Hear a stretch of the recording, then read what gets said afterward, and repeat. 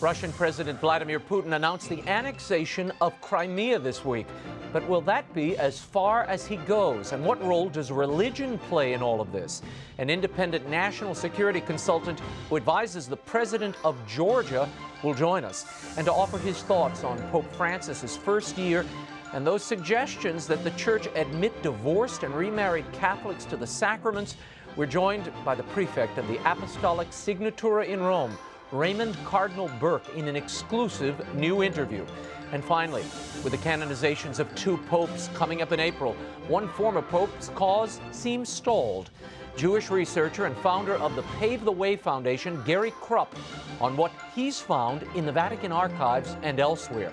A report on what Pius XII really did during World War II, when Jewish lives were threatened. The World Over Live begins right now.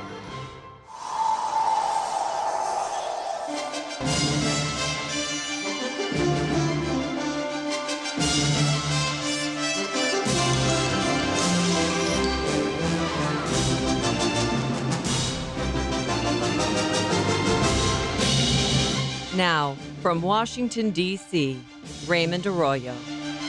A warm welcome to all of you joining us in the United States and the world over.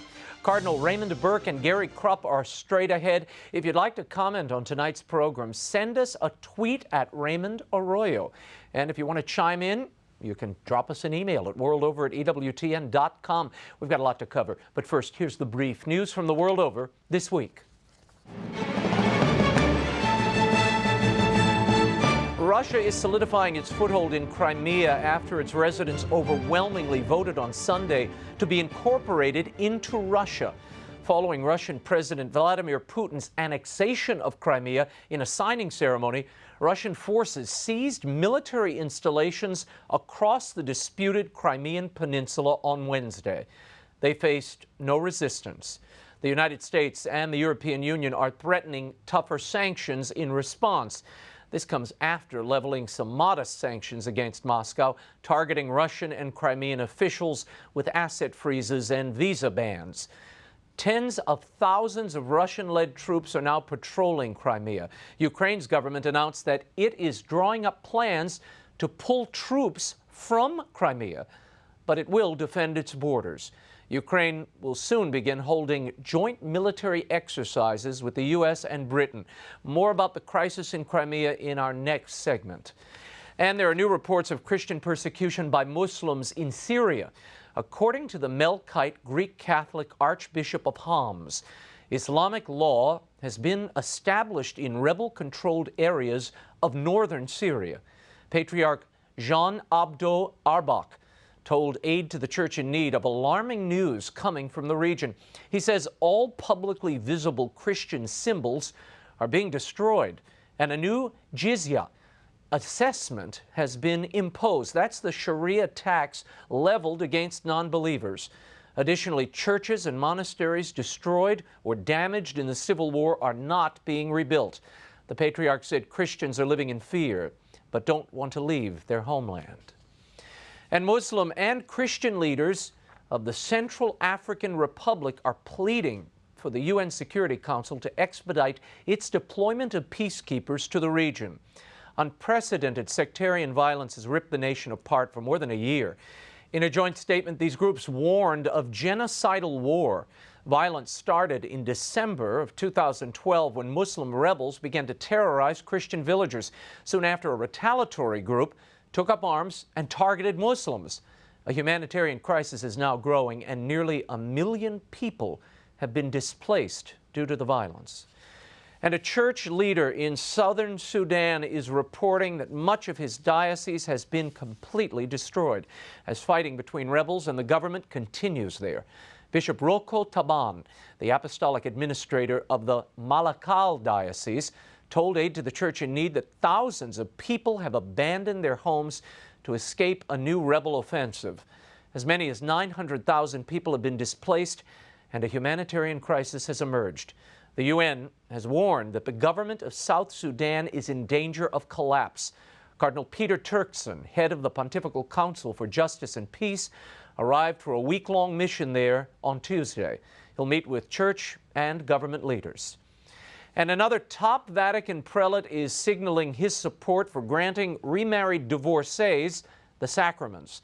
Cardinal Reinhard Marx, Archbishop of Munich and a member of Pope Francis's Super 8 Council of Cardinals, said that such a change was practicable and that the withholding of communion from the divorced and civilly remarried could soon be overturned. He told a German daily that a penitential period could be part of the process before such Catholics could again receive the sacrament. The comments mirror those of Cardinal Walter Casper in an address he delivered to the Consistory of Cardinals in Rome this past month. More about all of this when Cardinal Raymond Burke joins us in our next segment. And it appears Pope Emeritus Benedict has been doing more than praying and playing piano in his retirement. In an interview with German television, Archbishop Georg Gonswein, Benedict's personal secretary and current head of the papal household, revealed that the Pope Emeritus wrote a 4-page critique of one of Pope Francis's controversial interviews.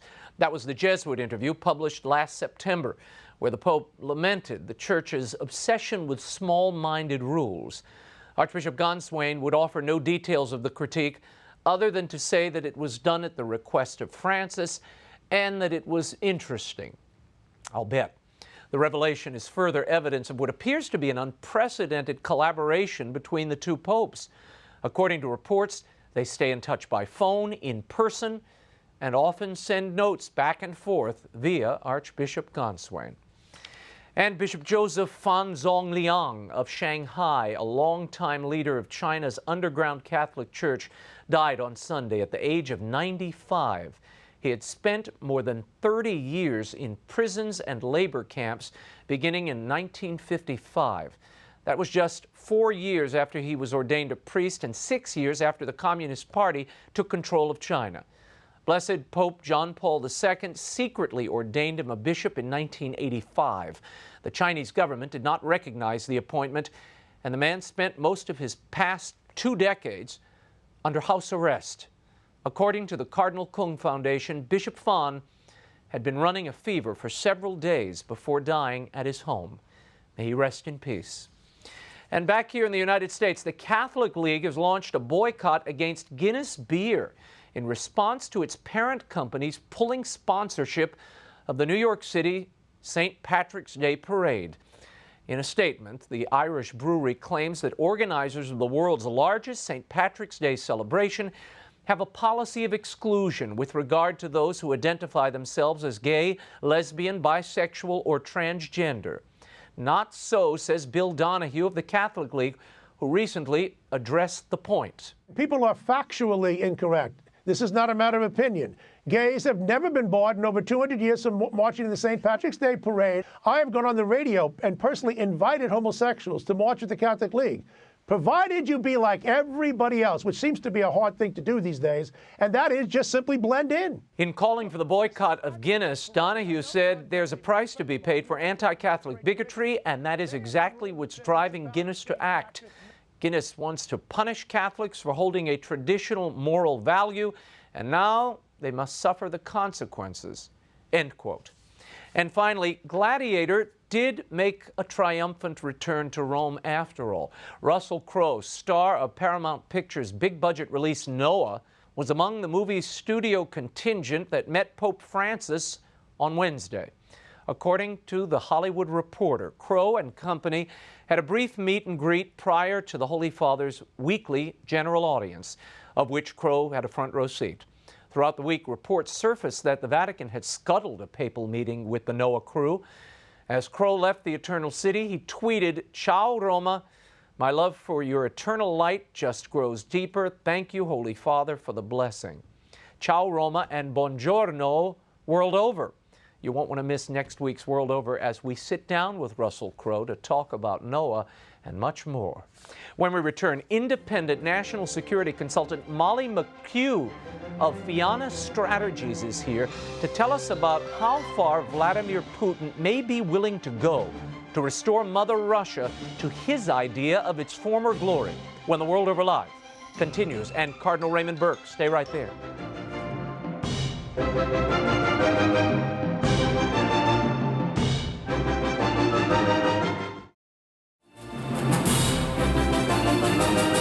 Now, once again, Raymond Arroyo.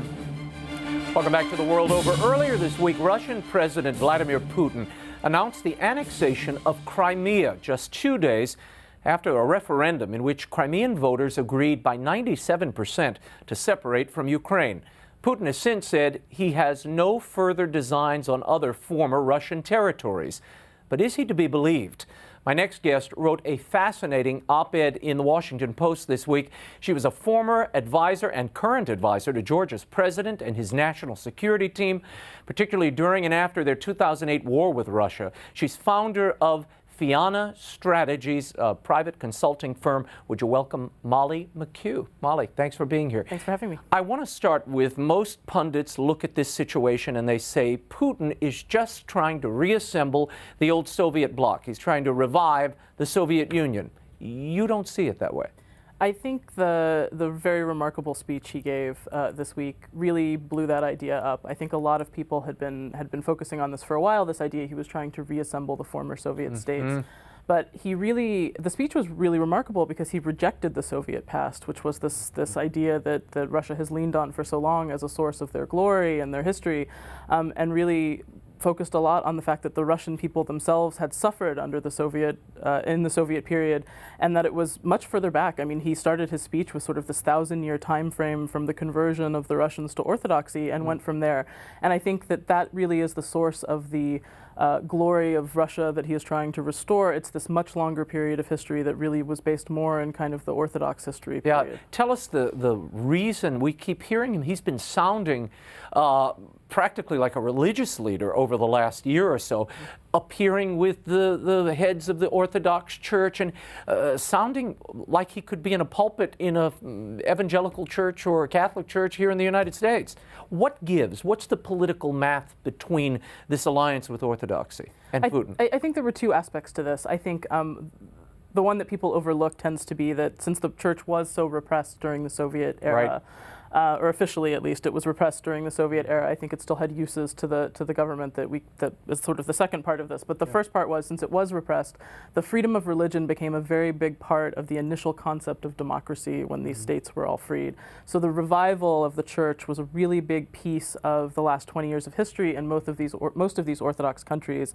And in many cases, it was funding the revival of the church was a big part of what the government was doing. So there were these relationships that have been formed. I think the second aspect, which sort of relates directly to Putin's specific history, was there was this relationship between the KGB and between secret police services and the churches, and specifically the Russian Orthodox Church during the communist period, that was very shady and never really exposed. And as soon as the files were officially opened, they were closed again immediately before anybody could really look at them. But it's sort of the best secret, or the worst kept secret in Soviet history, was this relationship between the church and the KGB. Vice President Biden has been touring many of our allies in the former Eastern Bloc, trying to reassure them. Here's what he said this week. Roll it. As long as Russia continues on this dark path, they will face increasing political and economic isolation. There are those who say that this action shows the old rules still apply. But Russia cannot escape the fact that the world is changing and rejecting outright their behavior. Will this approach work, Molly McKEW? I think that it's a great speech, and I hope that that's the truth. I think we all want to believe that there will be consequences to Russian action that will be sort of immediate and spontaneously generated. I don't think that that's happening so far. There was a resurgence in Russian stock markets when Putin gave this speech, sort of asserting Russian aggression and the reasoning behind it. And I think the sort of show of strength is what he's leaning on right now. I think the dark path is true. I think we all believe that there's something happening here that is bigger than what we've been focused on. But responding to it needs to be a very well thought out strategic effort that is as well put together and strategic as what Putin is doing right now. And what would be your advice if the Ukrainian government came to you and said, okay, give us a strategy. How do we react to this, and to the United States for that matter? I think the immediate steps that need to be taken, the allies, the United States and the European allies really need to sit down and focus on this together. in a serious way. I think we've seen a lot of half measures, a lot of, well, we'll do this if you do this. Nobody wants to take the biggest cut from having to impose sanctions. Everybody wants to save a little bit of their piece of relationship with Russia. This is much more serious than that now. The North Atlantic Treaty Organization, NATO, is still the most serious strategic or most significant strategic body that's ever been assembled in our history. It is still powerful. This notion that it is archaic and can't respond to this is absolutely crazy.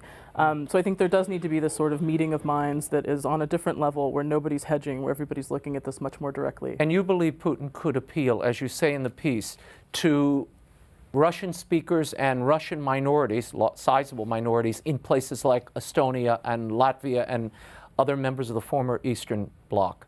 Absolutely. I think he's been doing this very successfully for the past few years, and I think nobody's really been paying much attention to it because it seemed like this weird little thing that was happening. But I think it is very much a tool that he's using to build relationships with other states that have had a hard time in the last 20 years, that during the financial crisis in particular have had very difficult relationships with Europe and have really been left feeling alienated and sort of on the side. Have we seen the last referendum in these countries? No, I don't think so. I think there's a number of soft targets coming up. Probably South Ossetia and Georgia would be the easiest one for him to do. Molly McKew, thank you so much for your pleasure. insight. Thank I've you. linked Molly's piece, and it is a fascinating piece on Putin, at my Facebook page. Give it a read. Now, he is the head of the Vatican's High Court, the Apostolic Signatura, one of the most influential American cardinals serving in Rome, not to mention one of the world's top canon lawyers. Raymond Cardinal Burke was in Washington this week to deliver an address at the Catholic University of America, outlining the relationship between the Apostolic Signatura and the local church. I caught up with him at the Dominican House of Studies here in D.C. to discuss the Pope's first year in office, the recent controversies over reported changes to church teaching, his status, and much more.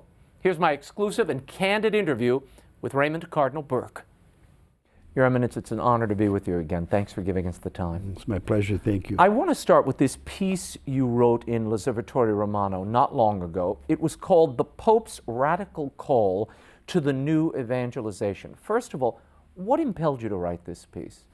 I was impelled to write it because of a perception of the Holy Father's teaching, which is so prevalent in the secular media, suggesting a kind of new evangelization which would involve an abandonment of some of the Church's unchangeable teachings. And I wanted simply to write a piece to show how the Holy Father, notwithstanding this effort I call the radical call, is that he wants to draw as closely as he can to everyone and to try to help people set aside any kind of barriers that they have to accepting the faith. At the same time, he has, on different occasions, made very clear what the Church's teaching is on such matters as the indissolubility of marriage. And so that this perception that's being given in the media that we're in for a time of radical change in the Church, in the sense that even the figure of the Roman Pontiff himself will no longer be so important. Central, yeah. Exactly, are false. And in fact, as I say at one point in the article, that they make a mockery of the papal office, of the office of the Roman Pontiff, because he, above all, is held to obedience to the tradition of the faith as it's been come down to us in an unbroken line from the time of Christ himself and the apostles. Yeah. So that was my point, and I tried to, in a way, indicate this, because there's a whole other aspect of the Pope's statements and his activity that the media never treat, and that's exactly the part that I was trying to draw attention to. Yeah, they rarely cover some of these other statements, which he repeats with regularity. I mean, I wrote a piece recently, and I mentioned that throwaway culture, which he uses as sort of a lens to see so many of our social ills. We almost never hear that line or what follows, because it inevitably leads to traditional Catholic teaching. Exactly. No, and that's the point. And he stated too to us, and when we had our plenary meeting of the Apostolic Signatura, and he met with us at the end of it, gave us an audience, made very clear the Church's teaching on marriage, on the indissolubility of marriage, and the importance of the work of the Church's tribunals to uphold the sanctity of marriage by giving just sentences in cases where a couple or one party alleges the nullity of marriage. I want to focus on something you wrote. You said the Pope wants to convey his love to all people first. But then it goes on to say that, you mentioned the excerpt that we've heard over and over again, where the Pope said he doesn't want to only focus on abortion and gay marriage and contraception. Those things are well established, and he being a loyal son of the Church, he's not going to talk about them so much. What does that approach mean to priests and bishops and even yourself? Well, as I point out in the article, that approach means that we then are even more compelled to underline these teachings and make them clear for the faithful, because the Holy Father has said this on different occasions, that he expects that bishops and priests are doing this teaching while he's trying to draw people closer and not have them use that as their immediate excuse for not coming to the faith. He's trying to draw them closer, but at the same time, these truths must be taught. And so I've said to people, and people have written to me who are teachers and teaching religion or teaching morals, and they write to me and they say, well, am I doing wrong because I'm teaching Humanae Vitae to my students, or I'm teaching Evangelium Vitae and so forth? And my response is always, no, that teaching is always needed in the Church, and if the Holy Father is telling us that he's devoting his efforts in this area to try to draw close to everyone, then we above all have to make sure that we're doing that teaching, that it not be lost. So it's really his approach. He's throwing the net out to gather new people, perhaps eyes and ears that have never considered the Church.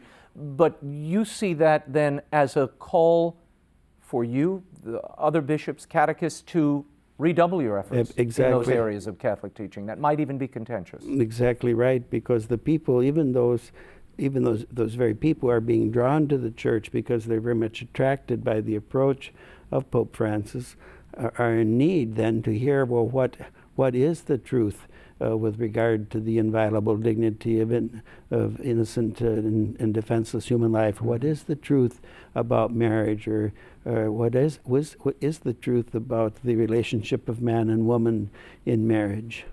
What would you say is that radical call to the new evangelization that Francis is calling people to? He is, I would put it this simply, he wants them to look upon the face of Christ, and to put aside whatever barriers there have been in their lives, to that glance, that look upon the face of Christ, who clearly is alive for us in his Church. Christ comes to us in the Church, and the Pope has made this point repeatedly, and that also is not covered very well in the media, that the Church is the living body of Christ. And so he's asking them to look upon the face of Christ, and in that moment, if they can recognize the compassion of Christ toward them, then they will be drawn to the Church, and then understand what the full meaning of that compassion is, which is also obviously a radical call to conversion for all of us. To say that God loves me is at the same time to make a judgment upon myself, and to be called to change my life in order to love him in return. George Weigel recently wrote that a year into the pontificate of John Paul II or Benedict XVI, we all had a pretty good idea of the agenda and the thrust of that pontificate. A year into Pope Francis's reign, you have such a close seat. You see him and hear him far more frequently than we do. What would you say is the thrust and the direction of this pontificate? As far as I can, and I don't want to put myself forward as the authoritative interpreter of this, but from what I can see from close range, is that that the thrust is to gather in those lost sheep, or the one sheep who has wandered off, and he frequently uses the image of the church not being turned in on itself or not being self-referential. And so he's trying to say, well, let's not be so preoccupied about all of these internal concerns that we neglect those many souls that need to be saved. And that certainly is correct. It's our Lord himself. And I think what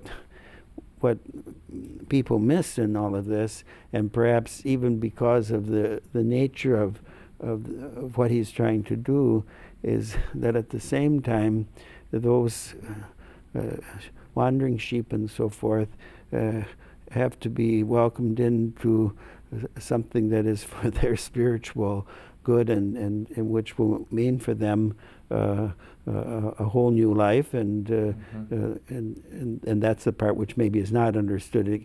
There can't be just some kind of an amorphous, well, this is all just one great family, come on in, it doesn't matter who you are, what you do, and so forth, you're part of it. No, when we turn to Christ, he, as we remembered at the beginning of this holy season, when he announced the kingdom, he says, repent. And so this is what, and believe in the gospel. Over the last few weeks, we have heard a lot, really, it's much longer than that, about the church perhaps altering the way in which it deals with divorced and remarried Catholics and their admission to the sacraments. We've heard a lot of talk. Cardinal Walter Casper, in his opening address to this synod preparatory meeting, now this synod on the family is coming up, he made it very clear, and he said, and we've heard this from Cardinal Marx in Germany as well, just in recent days, he said, a canonical penitential practice perhaps is in order, a path between stricture and leniency, talking about those divorced and remarried Catholics. Is that possible, in your estimation, as a canonist? In my estimation as a canonist, I do not think it is possible, and I think it's creating a great deal of potential disillusionment to give people the idea that somehow we can uphold the truth about marriage. And here we're not talking about truth that developed over time, as we're talking about the very words of Christ himself in the gospel, in which he taught, and no one contests, he taught the indissolubility of marriage. You cannot uphold that teaching and at the same time engage in a practice where you say to individuals, well, yes, your marriage was indissoluble, but you, in some way, it's shipwrecked, it's broken, and you're now living with another person who, to use our Lord's word, who is not your husband or your wife, until and unless there's been a declaration on the part of the church that the first marriage was indeed not a true marriage. How can you say to that person then, well, you can have access to the sacraments and so forth? We're talking about fundamentally a situation of someone who's living in a state contradictory to one of the most fundamental teachings of the faith. Yeah, it's a real struggle, because you have the Pope saying we want to exercise mercy, but at the same time you do run up against, and Cardinal O'Malley and I had the very similar conversation before this synod preparatory meeting, and he said the same thing. He said, I just don't see it. I think we're running up against the teachings of Christ. And the mercy is to understand the situation of those who are in a situation where they're divorced and remarried, to welcome them in the church to the degree that they're able to live that life in the church, try to help them to lead the best possible life they can. That's the mercy, but not tell them something that's not true, namely that you can enter another marriage. This just doesn't work. And there are many difficulties with the text of Cardinal Casper. I say that openly, and I have said it. And I trust that in coming days, as that text is becoming more and more used and is becoming a kind of a rallying point for people who falsely believe that the church's practice in this regard could change, I trust that the error of his approach will become ever clearer. But was there disagreement at that meeting when it was first clearly brought up? There was. I mean, the meeting was supposedly the meeting was under secrecy, which it should be. It was a meeting of the College of Cardinals and to prepare for the consistory for the creation of new cardinals, and the Holy Father wanted to use it as an occasion to prepare for the upcoming synod. But the cardinal himself, or someone, I don't know who, authorized it, the publication of the text, so that it's become on public record, and therefore one is obliged to say, well, the fact that he gave the text before the College of Cardinals does not in any way signify that it was well received by all the cardinals. What do you think will happen at that synod as a result? I think there's going to be a very strong debate because the movement of those who, in my judgment, falsely believe that the Church's practice in this matter can change is already, and especially in Germany, and I think that the German bishops above all have a need to be deeply concerned about what's happening in this regard. But this is being taken forward in a very strong way, but it's obviously here in America, it's in Italy, it's in other places. There will have to be a very strong effort made to present the Church's teaching and practice in all of its richness and its fidelity to the tradition, in order to combat a kind of a popular movement which is actually contrary to the faith. Does it have the feeling, I mean, as an observer and having covered politics for a while and the Church, yes, it almost has the feeling of a political campaign, if you will, for a given policy? No, absolutely. I have the same sense, and that there's this kind of approach that's being taken. It's very much of the world, and not has no place in the Church. And so we have those of us who are in a position as teachers of the faith and other good and faithful Catholics have the obligation now to present and to articulate the Church's teaching in as clear and as forceful a manner as possible. And I believe that that's going to happen. We'll see more. For instance, in Italy, Cardinal Casper's address has just appeared in a very popular paperback edition that's getting wide diffusion. What needs to happen now is that the position of the Church, the truth about the matter, also be diffused in this way, so that people can read something solid and good. When you read his text, and because he is a noted theologian, one could have the impression, for instance, that this is a very authoritative work, but it's not. For instance, on this whole question of the what he calls the penitential way, or which is taken from the Orthodox, this is very problematic even for them. And the whole sense of it is very different from the idea of truly a second marriage, which even they recognize can't possibly be. This is a contradiction to our life in Christ. So all of those things now have to be addressed clearly, and I trust that they will be, and if all of us fulfill our obligations as we ought. I need to move on to something. Sure. You have been the focus of so much coverage since our last meeting. And even in the year review of Pope Francis's pontificate, we read in the Associated Press, Francis dumps U.S. Cardinal who is an outspoken critic of abortion and gay marriage. Is Francis purging conservative cardinals? The LA Times. Some website said you, Cardinal Burke, had been demoted. Is that what happened? No, it's not what happened. I'm still the prefect of the Supreme Tribunal of the Apostolic Signatura. Not an insignificant job. No, it's not. I'm very humbled to have the position and honored to have it. I meet with the Holy Father regularly. He's never told me that he's displeased with me or with what I'm doing, and I take it that if he was, that he would tell me so. Whatever his reasons, the appointment to the Congregation for Bishops is an appointment that he makes freely. He's renewing all of the appointments to the various congregations, and if he chose not to rename me to that,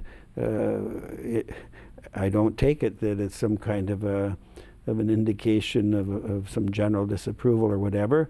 I was honored and very honored to have that responsibility for a number of years, but now I don't, and that's the way it is. Yeah, and you'd come to an end of a term. I mean, it was Yes. sort of you. No, I put in the service there and so forth, and it's very hard work, I have to say, and very time consuming, and so. But no, I don't. At least as far as I can see, and as far as anything the Holy Father said to me, it was not intended to be a purge or an indication that he's displeased with what I'm doing. I see this too, and it's not only in the United States media, but to a certain degree I see it also in Italy. But it's used by the media to go after, what do they talk about? They talk about abortion, they talk about the so-called same-sex unions and so forth. Yeah. They're going after these teachings of these firm and unchangeable teachings of the Church, and the way they go after it is to say, well, see, there's that cardinal who speaks out about all this, and Pope Francis has put him aside, according to their vision of things. And so the thing that, but I'm not concerned about myself. What I'm concerned about is that people don't understand the Church's teaching. Right, right. Well, I was upset personally because it happened right after our interview, and in some accounts in the New York Times and elsewhere, they suggested that as a result of the interview, you were somehow sidelined. These are routine appointments the Pope makes all the time. Right, and if anyone reads the text of the interview, they will discover that there's absolutely no sign of disrespect for the Holy Father whatsoever. No, no. But before we go, I have to ask you about this famous Lenten retreat picture. Did you see this? I have seen it. Some friend of mine sent it to me. With when at the moment I saw it, I said, I think that's Cardinal Burke arriving slightly late. Yes. What's the story here? Well, I wasn't actually late. Everyone was gathered and waiting for the first conference, and I appeared there, and the person who sent it to me said, you give the impression that you think you might be in the wrong place. Well, I didn't have that. No. As it was, there weren't assigned seats, and so I was kind of looking to see what direction to go in to find a place. Is it startling to see the Pope there in the midst? It is. Usually he's in front or on the throne. Yes, and usually the Pope always, during the retreats, was when it was in the Apostolic Palace, he was in a little chapel, certainly with us, but not in our immediate view. But Pope Francis wants very much this kind of presence, and so, but I wasn't there making some kind of comment on anything, but it was humorous, and for people who, the other thing was that wearing the zucchetto, I didn't understand that the Holy Father wanted during this retreat that we should all not wear the zucchettos, and so. But anyways, so you can read all kinds of things into it, but that's the long and the short of it. That's the real deal. Exactly. Your Eminence, thank you for being here. We'll catch up with you in Rome. Okay, great. Thank you, Raymond. God bless you. When we return, we'll talk about the lingering controversy surrounding the papacy of the late Pope Pius XII. Was he Hitler's Pope? My next guest has made some startling discoveries. Gary KRUPP joins us when The World Over Live continues. Stay right there.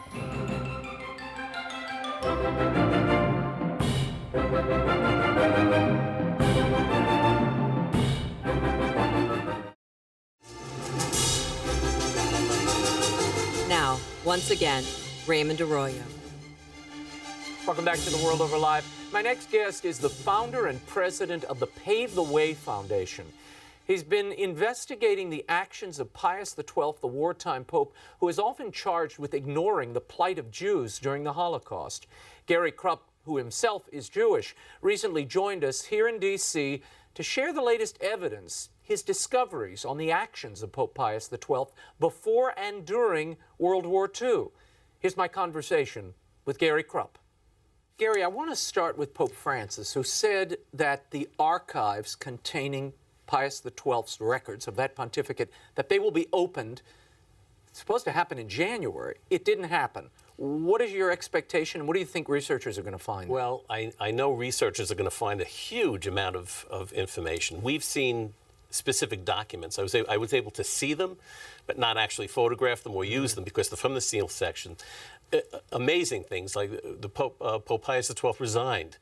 September 6, 1943, put his letter of resignation in because they were expecting the Vatican was going to be invaded by the Nazis. God. We have all of the information on this, and then told the cardinals, checked off the names of each cardinal, that you're to go to Portugal to form a government in exile and elect a new pope, because when they come to get me, they're going to drag Eugenio Pacelli out, not Pius XII. This is 1 month before the arrest of the Roman Jews. And we have the evidence, we have the documents showing how it was Pius XII that acted directly to stop the arrest of the Roman Jews, saved 12,000 Jews in Rome. Okay, before we get into some of this documentation, which I have to say I've never seen before, and some of it's very compelling, and I've seen a lot. Where did this legend come from then? Why is the presumption that this Pope was cold, distant, didn't care about the Jews, and frankly, ignored them? It's the most amazing piece of manipulation of media that I've ever seen. I called it the worst character assassination of the 20th century. Everybody adored this man. Every Jewish organization, every chief rabbi, every head of all of the heads of the government heads in Israel adored him. And 1963, the Russian Orthodox Church with Stalin and Khrushchev attacked Pius XII with the play The Deputy. And it was strategically rewritten by a German, it was written by a German communist, Ralph Holkoth, and then rewritten by Erwin Piscator, who was another German producer, very famous. Big man in the theater, and then placed in theaters around the world, all owned by communists. Devout communists. And this is what happened. And instantly the entire world changed. Then you had the historians and journalists who all of a sudden jumped on that bandwagon, because when you say something negative and something bad, you can sell books. And that's what happened. And his reputation was destroyed. It also indicates the great power of culture. Absolutely. Regardless of facts, regardless of the times, it can shift a film, a play, the cultural power and the influence. Now, this has gone on for more than 40 years now. That's exactly right. And it persists. Years. Now, why, before we get into the documents, why do you, as a Jewish man, have such a passion for this topic? You've been digging through these files and trying to learn the truth for so long now. Yes. What is it? What drives you? 2006. I grew up hating him, like everybody else. Pius XII. Yes, absolutely. He was Hitler's Pope. He was non-caring. He cared about Vatican assets over Jewish lives, didn't speak out, all of these things which are absolutely not true, we ultimately found out. And then circumstances, providence, let us say, led me into, my wife and I, into situations where we were discovering things. And it started actually with Dan Kurzman, who wrote the book, The Secret Plot, which was the story. Dan had interviewed General Karl Wolff prior to his death on the plot, which I actually have the testimony from Germany. We're going to show that first. Of the plot to kidnap Pius XII and kill the Roman Curie, kill all the cardinals, and seize the Vatican. And we have documents within the acts and documents of the Holy See where they were planning, what do we do if the Germans come in? When they invade. With the museum, with the library. How do we protect these things? Wow. And tell us, how many Jewish lives were holed up in the Vatican? Oh, in the Vatican, it varied. And Vatican installations in Vatican, well, first of all, between Catholic families and Vatican facilities, there's an estimated 12,000 Jews at October 16th, 1943. About 8,000 from the original Roman Jewish community, then 5,000 from other countries. And they were being protected. And the life-saving efforts were incredible, and managed to do it in one day. That's the most amazing thing. How was that possible? What did they do? They sent, first of all, the papacy sent letters out, requests, which were with instructions to burn the letters. Why? You're in a war. Right. You're in ground zero. You're surrounded by hostile forces. You're surrounded by, and infiltrated by spies. And they were instructed to burn these letters, but they said, do everything you can do to help the Jews and help the others who were being persecuted. We have diary entries from different convents. Oh, wow. Where it says, well, these are the names of the people we've taken in, and dated 1943. So we know that this happened, and we know certainly from John the 23rd when he was in Istanbul. And we know Archbishop Ratti and Palatucci. They all did the same thing. So the notion that the Pope had nothing to do with this is the square hole in a square peg in a round hole that some of these make-believe historians are trying to push. Montini, who became Paul VI, he also was instrumental, which I didn't realize until I read some of your documentation, instrumental in this recovery effort and protection of the Jewish lives. Absolutely. We have one letter from a lady, which the Vatican said, we can't verify this, you shouldn't put it in your book. We put it in the book anyway, because I said they sent it to us, where she swears in 1947, she went to an audience with her uncles, her whole family was there, and standing before Pius XII and Montini. And all of a sudden, the uncle looks at the Pope and says, you were dressed as a Franciscan, and you were dressed as a priest to Montini. You came into the ghetto and brought me into the Vatican. And Montini said, don't ever repeat that story again. I have the letter. And I said, look, I'm not going to say it actually happened. I said, it could have. We know what's happening now with Pope Francis. He's sneaking out and going to some of those poor sections. This happens. And I know that if learning about Pius XII as we have, that he didn't trust anything. He had to see it for his own eyes. He always had to double check. He had to be absolutely certain. Let's talk about this Wolf article. Tell me about this and what we're seeing here. Well, what we have is with General Karl Wolff was the commandant of Italy. He was actually Himmler's deputy. And we have the testimony. We went to Germany with our German representative, who, by the way, is a fantastic researcher for us, Michael Hesseman. And we have the testimony of Wolff, where he was audited, and it's on our website. All of it, we have 76,000 pages, which you can download off our website, where it specifically says that Hitler called him in and ordered him to come up with a plan to invade the Vatican, kidnap the Pope, kill the Curia. And they came up with a very, very bright plan, but the German army, they weren't stupid. They knew, had this actually been ordered, there would be riots all over Europe in Catholic countries. They would not be able to contain these riots and so on.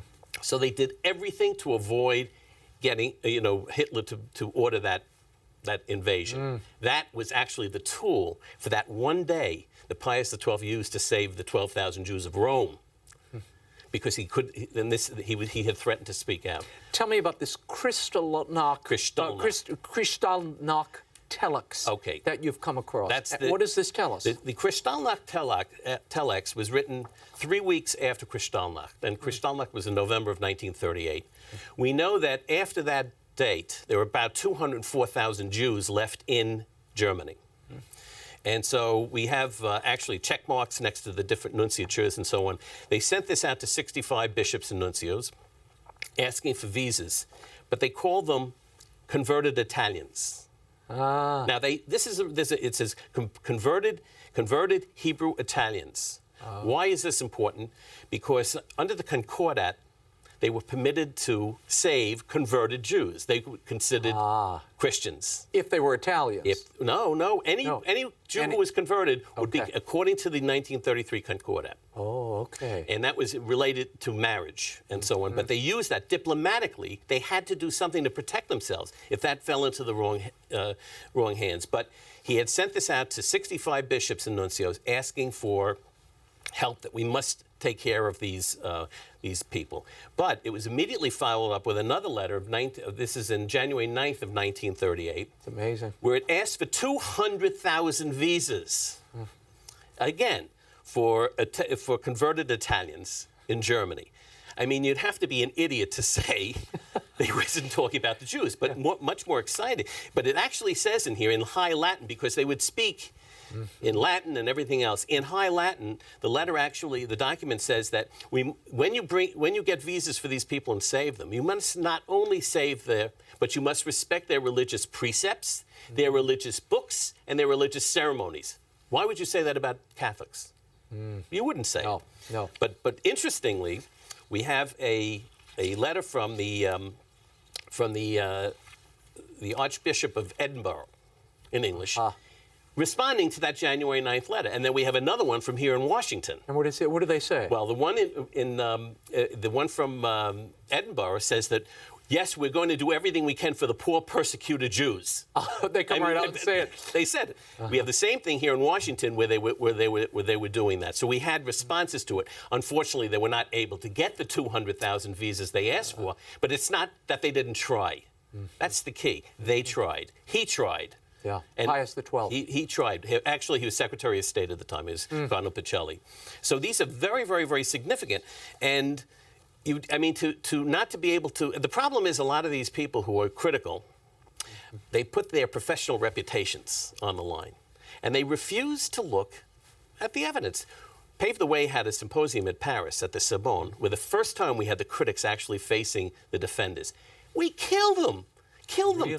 One professor from Bologna, who's supposedly a great church historian, gets up and he said, I refuse to let my students use documents as any form of evidence for historical accuracy.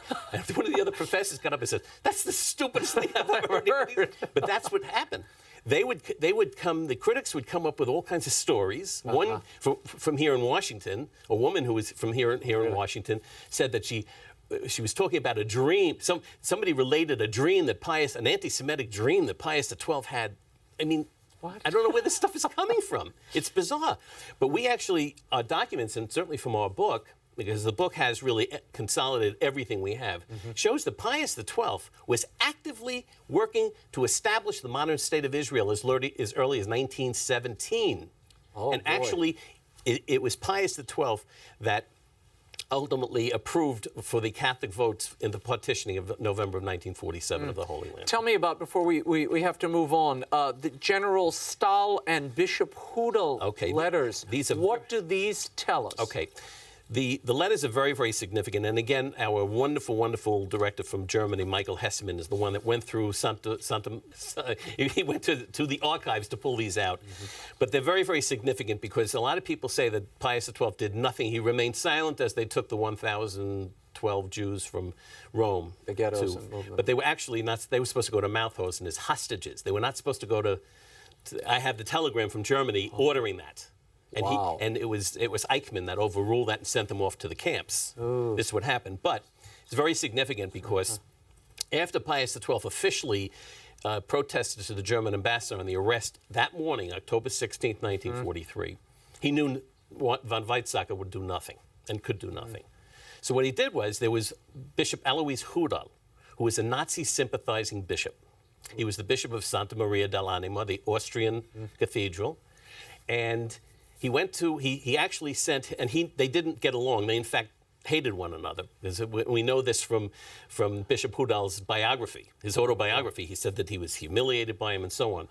But he had sent his nephew, Carlo Pacelli, to meet with Bishop Hudal. So and Pius XII sends his nephew to meet and he said he ordered Bishop Hudal to write a letter to the commanding general of Rome, General Stahl, Rainier Stahl, that if he does not end the arrest of the Jews in Rome, that he was going to have to speak out vehemently against it. Now, we have the translation and the originals on our website, so they can be downloaded by anyone. But if you read it, it's amazing because he actually said, he was close with the general. Right.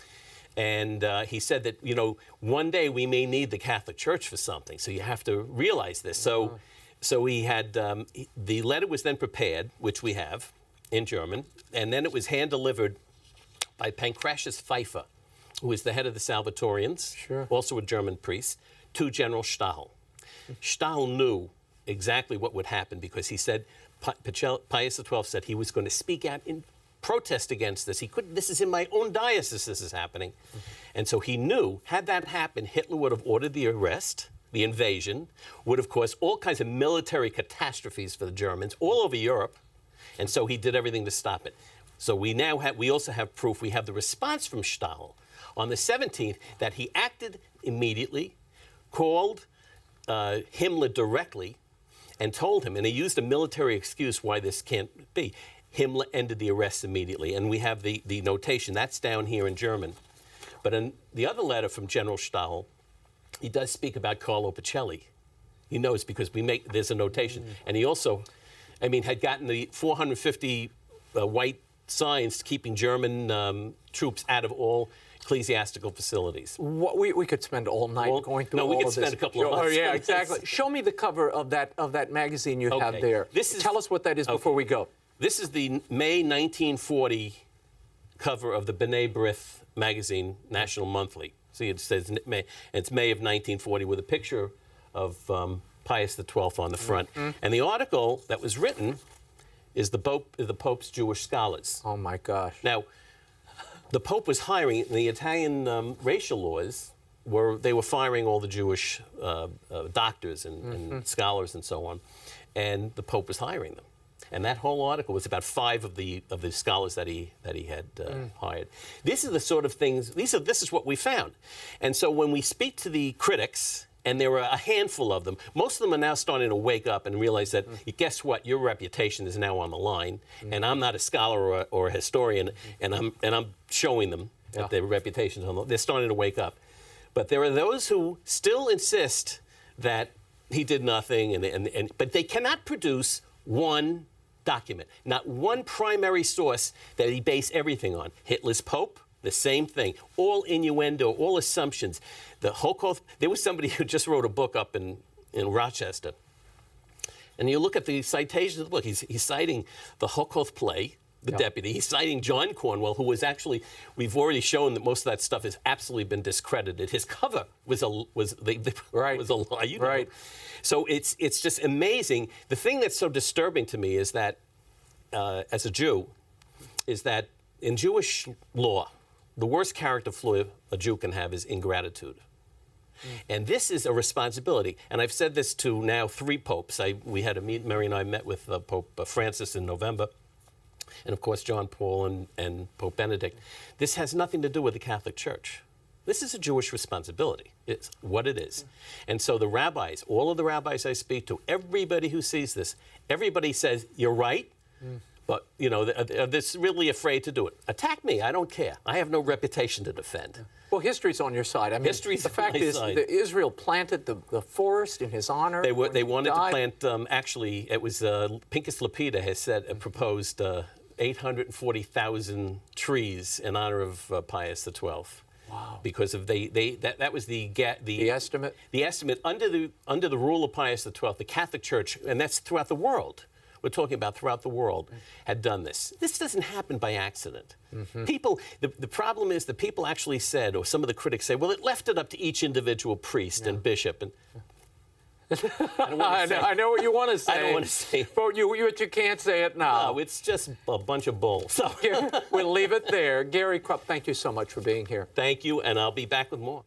For more on the work of Gary KRUPP and the Pave the Way Foundation, particularly his research on Pius XII, visit their website at ptwf.org. Well, that's all the time we have for now.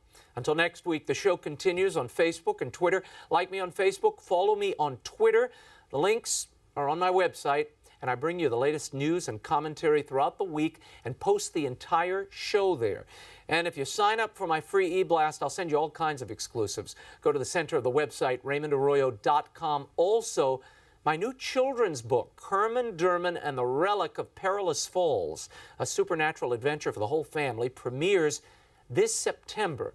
If you'd like me to speak at your school or library or church, write me at Raymond@RaymondArroyo.com. Now put Kerman, K-E-R-M-A-N, put Kerman in the subject line, and be sure to include the contact info for the folks at the library or the school or the parish.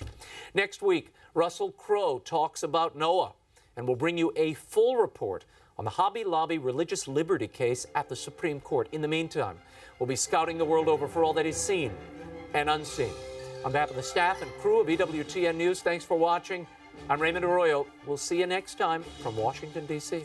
Bye now.